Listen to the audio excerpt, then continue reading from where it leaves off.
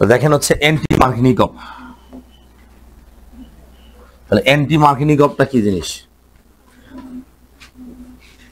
Anti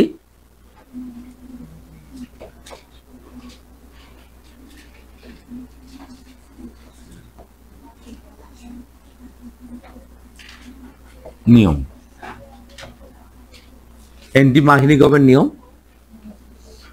বা হচ্ছে এরকম লিখতে পারি, বা হচ্ছে খারাসের সূত্র, খারাসের নিয়ম বলতে পারি, নিয়ম বা সূত্র। তাহলে মার্কিনিকভের নিয়ম বা হচ্ছে খারাসের সূত্র একই জিনিস। মানে মার্কিনিকভ যে কথা বলেছে বিজ্ঞানী খারাস তার বিরোধিতা করেছে। এই জন্য ওটা কিভাবে বিরোধিতা করেছে? মার্কিনিকভের নিয়ম অনুসারে মার্কিনিকভ যেটাকে প্রধান উৎপাদ বলছে, বিজ্ঞানী খারাস সেটাকে আবার কি বলছে? অপ্রধান উৎপাদ বলছে। বুঝেন নাই? বাট মার্কিনিকভের নিয়মে যেটা অপ্রধান উৎপাদ সেটা খারাসের সূত্র মতে প্রধান উৎপাদ। তো উনি আবার সেটাও কিন্তু প্রমাণ করেছেন। মানে মার্কিনিকভকে পছন্দ করতেন না জন্যই তার বিপরীত কথা দিকে চলে গেছেন তা কিন্তু নয়। অন্যান্য প্রমাণ ছিল যে আমি যেটা বললাম এটাও সঠিক, কিন্তু সেখানে একটা প্রভাবকের কথা বলা হয়েছে। বুঝেননি? তো আমরা একটু লিখি। লেখেন হচ্ছে পার অক্সাইডের উপস্থিতিতে, পার অক্সাইডের উপস্থিতিতে, পার অক্সাইডের উপস্থিতিতে, যে কোনো পার অক্সাইড হতে পারে, পার অক্সাইডের উপস্থিতিতে অপ্রতিসম অসম্পৃক্ত যৌগের সাথে, পার অক্সাইডের উপস্থিতিতে অপ্রতিসম অসম্পৃক্ত যৌগের সাথে অপ্রতিসম বিকারকের, অপ্রতিসম বিকারকের যুত বা সংযোজন বিক্রিয়ায়, অপ্রতিসম বিকারকের যুত বা সংযোজন বিক্রিয়ায়, যুত বা সংযোজন বিক্রিয়ায় বিকারক অণুর ধনাত্মক অংশ, বিকারক অণুর ধনাত্মক অংশ যে কার্বনে, ধনাত্মক অংশ যে কার্বনে কম সংখ্যক হাইড্রোজেন রয়েছে, কম সংখ্যক হাইড্রোজেন রয়েছে তার সঙ্গে যুক্ত হয়ে প্রধান উৎপাদ তৈরি করবে। যে কার্বনে কম সংখ্যক হাইড্রোজেন রয়েছে তার সঙ্গে যুক্ত হয়ে প্রধান উৎপাদ তৈরি করবে। যুত বা সংযোজন বিক্রিয়ায় যে কার্বনে কম সংখ্যক হাইড্রোজেন রয়েছে, যুত বা সংযোজন বিক্রিয়ায় যে কার্বনে কম সংখ্যক হাইড্রোজেন রয়েছে তার সঙ্গে যুক্ত হয়ে প্রধান উৎপাদ তৈরি করবে। এখন দেখেন এখানে কিন্তু আগে বলছিলাম যে কার্বনে বেশি সংখ্যক হাইড্রোজেন আছে তার সঙ্গে যুক্ত হয় প্রধান উৎপাদ। এবার সে ধনাত্মক অংশটাই, বাট যে কার্বনে কম সংখ্যক হাইড্রোজেন রয়েছে তার সঙ্গে যুক্ত হয়ে প্রধান উৎপাদ তৈরি করবে। আমরা এখানে একটা বিক্রিয়া দেখতে পারি। দেখেন বিক্রিয়াটা কেমন হবে। ওই সেম আগের মতোই সেম বিক্রিয়া লিখবো। CH3 CH double bond CH2 যোগ হচ্ছে HBr, হাইড্রোজেন ব্রোমাইড দিলাম। হাইড্রোজেন ব্রোমাইড যদি দেই HBr, হাইড্রোজেন ব্রোমাইড দিবে। হাইড্রোজেন ব্রোমাইড দিলে কি হবে? দুটো উৎপাদ তৈরি হবে, তাই না? পূর্বের মতো দুটো উৎপাদ তৈরি হবে। এখন দুটো উৎপাদই কি প্রধান হবে কিনা এটা একটা বিষয়। দেখেন কি হবে, এখানে একটা H2O2 দেওয়া লাগবে, হাইড্রোজেন পারঅক্সাইড অথবা জৈব পারঅক্সাইড যাই দেন, পারঅক্সাইড লাগবে। এই পারঅক্সাইড না দিলে মার্কিনিকভ হবে, আর পারঅক্সাইড দিলে অ্যান্টি মার্কিনিকভ হবে। বুঝছেন? মূল কাহিনীটা সব সেম, শুধু পারঅক্সাইডটা এখানে প্রভাব ফেলছে। তো এখানে দেখেন উৎপাদ আগের মতোই হবে, CH3 বন্ড CH বন্ড কি হবে CH2, ঠিক তো? এখানে ব্রোমিন যুক্ত করেছি স্যার, এখানে H যুক্ত হবে, ঠিক না? এখানে দেখেন কি হবে, CH3 হবে, বন্ধন CH হবে, বন্ধন CH2 হবে স্যার, এখানে হচ্ছে H হবে, এখানে ব্রোমিন হবে, ঠিক তো? এক পাশে ব্রোমিন হচ্ছে, তাই না? তাই এখন এই যে অসম্পৃক্ত একটা যৌগ, অপ্রতিসম যৌগ যোগ করেছি, তো দুটো উৎপাদ কেন হলো?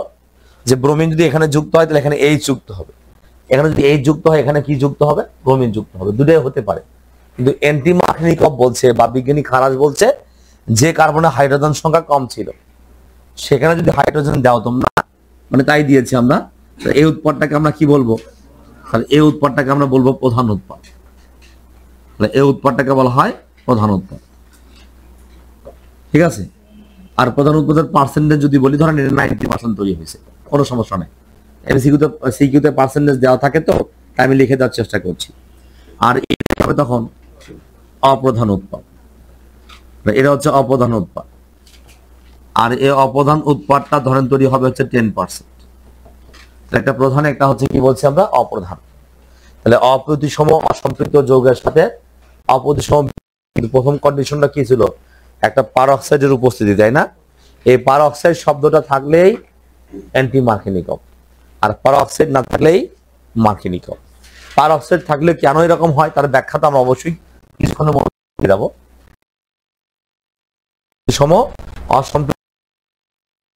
অপ্রতিসম একটা বিকারকের জুত বা সংযোজন বিক্রিয়ায় বিকারক অণুর কি অংশ? ধনাত্মক অংশ। যে কার্বনে কম সংখ্যক হাইড্রোজেন রয়েছে তার সঙ্গে যুক্ত হয় কি উৎপাদ তৈরি করবে? প্রধান উৎপাদ তৈরি করবে। তাই এটা হচ্ছে প্রধান উৎপাদ, আর এটা কি বলি? অপ্রধান উৎপাদ। পার্সেন্টেজ কোনো ফ্যাক্ট না, 80-20, 90-10 এরকম এমসিকিউতে, মানে সিকিউতে সৃজনশীলে এই পার্সেন্টেজ দেওয়া থাকে, তো তাই আমি এখন দিয়ে রাখছি। মানে এমন না যে 90% তৈরি হবে, 90-80 এর মধ্যে থেকে যায়। আচ্ছা, এখন লেখেন ক্রিয়া কৌশল। এই ওপরটায় প্রধান উৎপাদ কেন হবে আর মেকানিজম আমরা জানার চেষ্টা করব। ক্রিয়া কৌশল জানবো, মেকানিজম কি হবে, ক্রিয়া কৌশল বা মেকানিজমটা কি হবে। লেখেন ক্রিয়া কৌশল।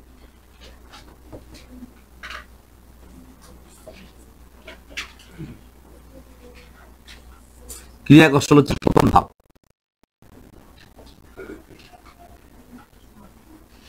লেখেন প্রথম ধাপ, লেখেন হচ্ছে এই ধাপে পারঅক্সাইডের উপস্থিতিতে, দেখেন এই ধাপে পারঅক্সাইডের উপস্থিতিতে, তাহলে এই ধাপে পারঅক্সাইডের উপস্থিতিতে বিকারক অণু ভেঙে ফ্রি রেডিক্যাল তৈরি করে। তাহলে এই ধাপে পারঅক্সাইডের উপস্থিতিতে বিকারক অণু ভেঙে ফ্রি রেডিক্যাল তৈরি করে। তাহলে ফ্রি রেডিক্যাল মানে হচ্ছে মুক্ত মূলক তৈরি করে, ঠিক আছে। তো এই ধাপে পারঅক্সাইডের উপস্থিতিতে বিকারক অণু ভেঙে কি তৈরি করবে? ফ্রি রেডিক্যাল বা মুক্ত মূলক তৈরি করে। তাহলে এই ধাপে পারঅক্সাইডের উপস্থিতিতে বিকারক অণু ভেঙে ফ্রি রেডিক্যাল তৈরি করে, ঠিক আছে। তাহলে পারঅক্সাইডের উপস্থিতিতে বিকারক অণু ভেঙে কি তৈরি করছে? আমার ফ্রি রেডিক্যাল বা হচ্ছে মুক্ত মূলক তৈরি করে। কেমন হবে একটু দেখে নিব, শুনেন, বোঝার চেষ্টা করবেন। হ্যাঁ, বোঝার চেষ্টা করবেন। Oxygen, oxygen, hydrogen. তাহলে দেখেন তো পারঅক্সাইডের মাঝখানে, আমি আগে লিখবেন না, একটা বন্ধন। পারঅক্সাইড বলা যাবে কি যাবে না? যে অক্সিজেন হাইড্রোজেন, অক্সিজেন হাইড্রোজেন, বুঝছেন তো? আমি অক্সিজেন হাইড্রোজেনের মধ্যকার বন্ধন ভাঙবে না জন্যই তাদের মধ্যকার বন্ধনটা আমি দেখাইনি। খুব বেশি অপরাধ করেছি? দরকার নাই। তার মানে কি এরকম। এখন দেখেন এই বন্ধনে কয়টা ইলেকট্রন থাকে বাবা? কয়টা ইলেকট্রন থাকে? একটা বন্ধনে এখানে ইলেকট্রন আছে কয়টা? এখন দুজন অক্সিজেনের ইলেকট্রন টেনে নেওয়ার ক্ষমতা সমান, দুপাশে পরমাণুর সংখ্যা সেম, তাই এরা হচ্ছে বন্ধনের বিভাজন হয়, এটা ঠিক।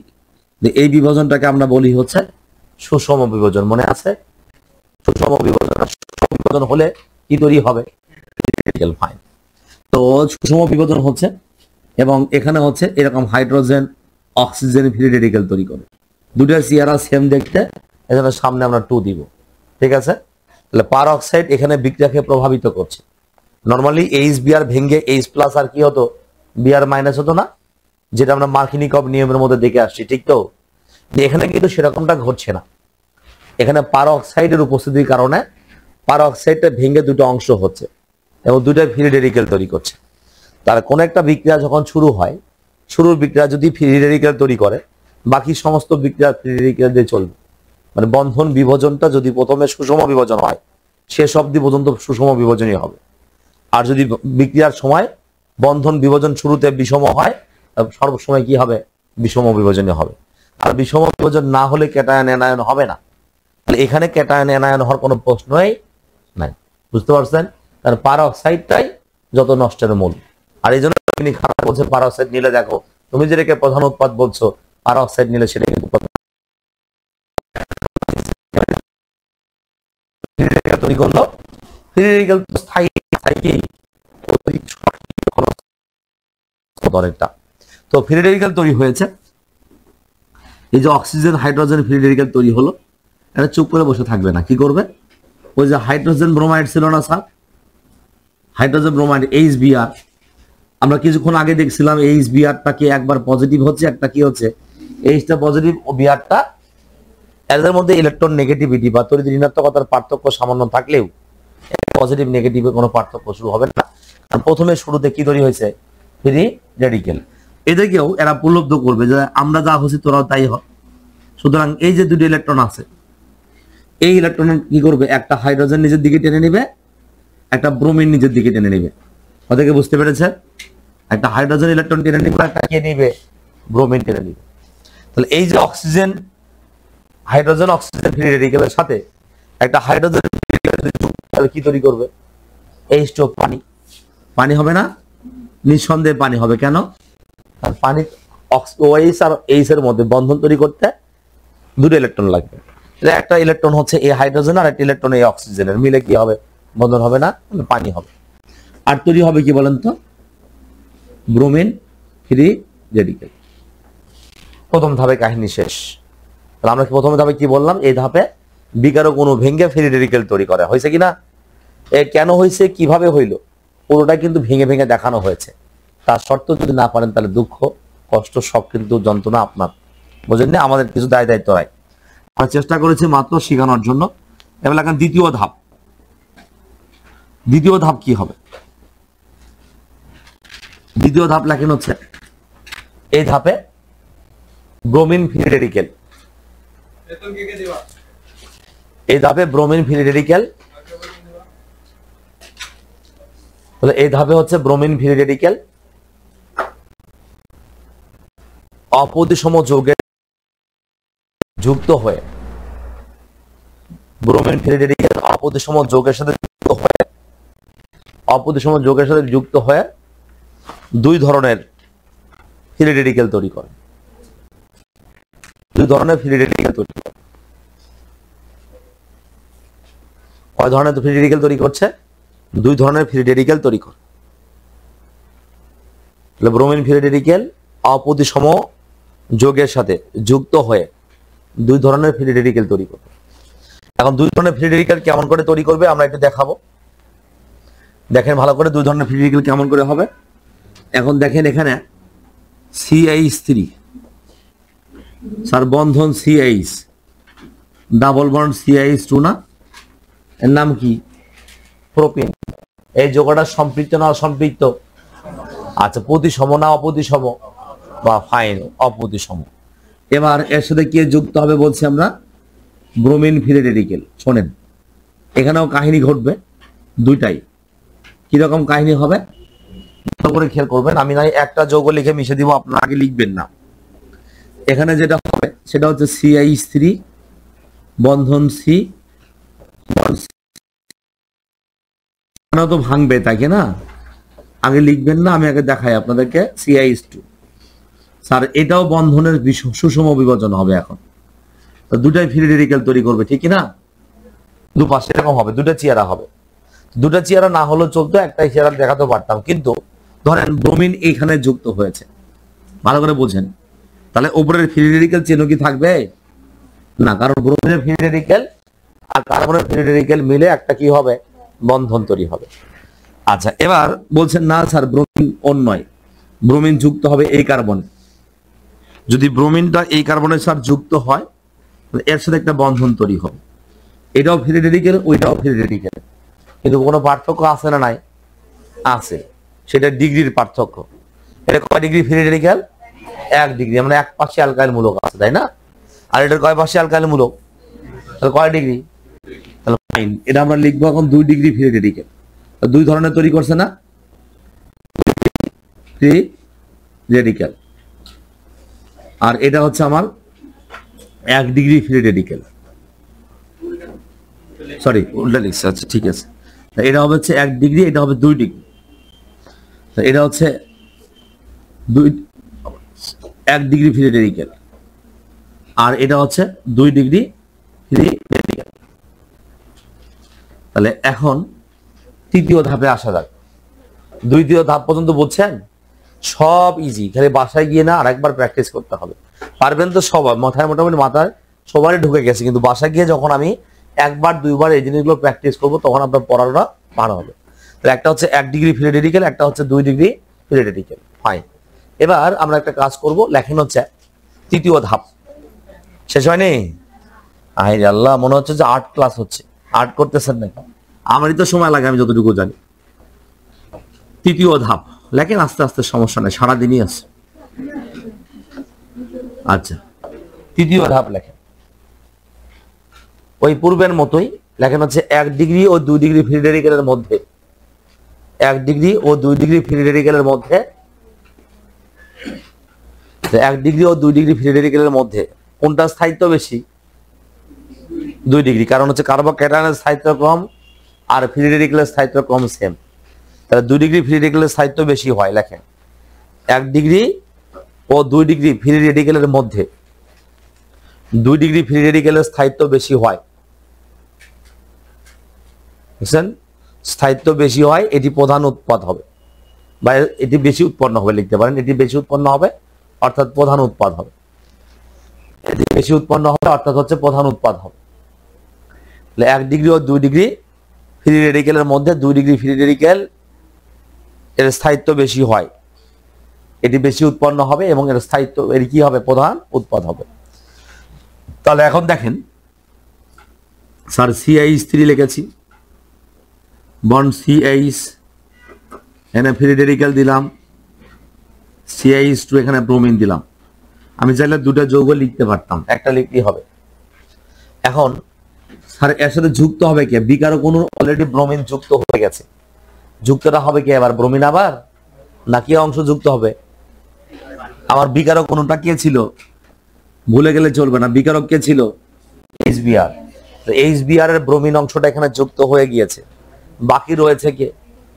H। বাকি রয়েছে কে? H। তাহলে এটা হচ্ছে ব্রোমিন ফ্রি রেডিক্যাল, H যোগ বাকি আছে। তো H যদি বাকি থাকে তাহলে H তো উন্মুক্ত অবস্থায় নেই, আছে কি? আবার HBr আসবে, দেখেন HBr আসবে, আসলে এখানে মুক্ত জোড়া ইলেকট্রন আছে না? এই সরি, জোড়া ইলেকট্রন আছে। ব্রোমিন আবার ইলেকট্রন টেনে নিবে, হাইড্রোজেন আবার ইলেকট্রন টেনে নিবে, নিলে হাইড্রোজেন ফ্রি রেডিক্যাল হবে। সে হাইড্রোজেন ফ্রি রেডিক্যাল এখানে ফ্রি রেডিক্যালের সাথে যুক্ত হতে হবে, কারণ ফ্রি রেডিক্যালের মধ্যে বন্ধন হবে, পজিটিভ নেগেটিভের মধ্যে বন্ধন হয়, বুঝলেন? তাহলে এখানে কি হবে? CH3 হবে, বন্ধন CH হবে, বন্ধন CH2 হবে। স্যার এখানে ব্রোমিন যুক্ত হবে, এখানে যুক্ত হবে H। কথা কি বুঝতে পেরেছেন? এবং এটা কি হবে? আর যোগ হবে ব্রোমিন ফ্রি রেডিক্যাল, ওটা থেকে যাবে ব্রোমিন ফ্রি রেডিক্যাল, আর এটাই হবে আমার হচ্ছে প্রধান উৎপাদ। তাহলে এটাই হচ্ছে আমার প্রধান উৎপাদ। তাহলে এটা হচ্ছে প্রধান উৎপাদ তৈরি হয়ে গেল। দেখেন, এটাই প্রধান উৎপাদ, ও পাশে ব্রোমিন ফ্রি রেডিক্যাল তৈরি হয়েছে। তাহলে এই যে ব্রোমিন ফ্রি রেডিক্যালের সাথে HBr যুক্ত করেছি, উৎপন্ন করেছে যে উৎপাদটা, সেটা প্রধান উৎপাদ। বুঝেননি কেন প্রধান উৎপাদ? তার ব্যাখ্যা কি? 2 ডিগ্রি কার্বন ফ্রি রেডিক্যালের স্থায়িত্ব বেশি, সুতরাং এটা স্থির থাকবে বেশি, এটা তৈরি হবে বেশি, এটা হবে বেশি, সুতরাং এটাই প্রধান উৎপাদ। প্রধান উৎপাদ তৈরি করার পরে দেখা যাচ্ছে যে কার্বনের মধ্যে হাইড্রোজেন সংখ্যা কম ছিল দ্বিবন্ধনের, কার্বন কার্বন দ্বিবন্ধনের মধ্যে যে কার্বনের হাইড্রোজেন সংখ্যা কম ছিল, সেখানেই আসলে কি হয়েছে? হাইড্রোজেন যুক্ত হয়ে আছে। তাই সংজ্ঞাটা এভাবে সংজ্ঞায়িত করা হয়েছে। কথা কি বুঝতে পারছেন? আগে সিস্টেম আসছে, তারপরে সংজ্ঞা আসছে, আর আমরা পড়ার সময় আগে হচ্ছে সংজ্ঞাটাই পড়ি, তারপর বর্ণনার পরে আসি, তাই না? যাই হোক, কথা কি ক্লিয়ার? মার্কিনিকভ আর এন্টি মার্কিনিকভ এই দুটো খুবই ইম্পর্টেন্ট টার্ম, পরীক্ষায় দুটোর মধ্যে যে কোনোটা আসতে পারে, অবাক হওয়ার কিছু নাই।